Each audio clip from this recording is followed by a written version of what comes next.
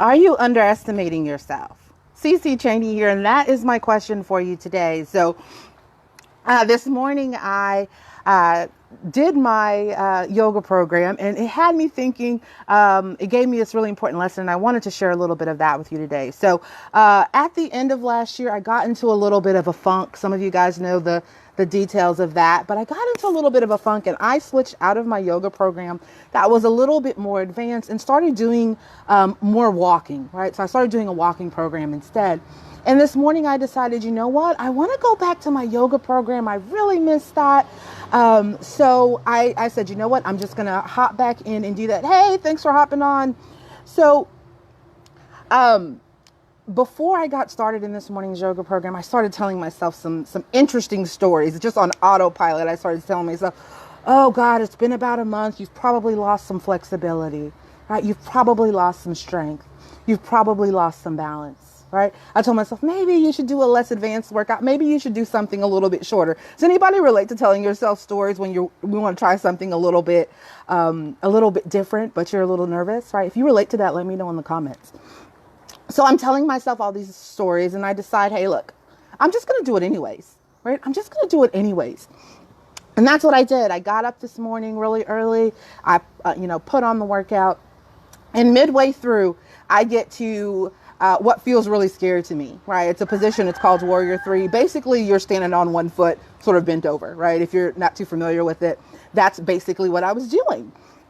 So I sort of instinctively started telling myself some more of those stories. Oh my gosh, I've probably not gonna be able to do this. My balance probably isn't gonna be so good. And I sort of instinctively grabbed the chair that was just right next to me, right? Hey Rick, hey Jason, thanks for popping on. So I do it, and I'm able to sort of stay in the pose, and then it's time to do the other side. Now the other side doesn't have a crutch. It doesn't have a chair for me to grab. It doesn't have anything for me to do. And so I have to do it anyways. And I get into the position, and I hold the pose the entire time.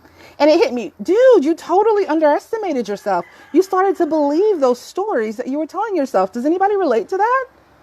All right, let me know. So my questions for you are you playing a little bit smaller than you should be, right? Are you holding on to some crutch because you have some fears? Maybe you're afraid of failing, right?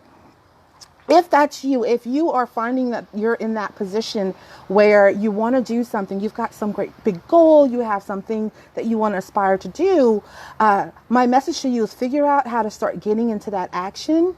And when the fear creeps in, when things start happening that make you feel like, when you start to tell yourself those stories, go ahead and do it anyway. Right. Do it anyways. You'll be surprised how much you're able to actually do when you allow yourself to. Right.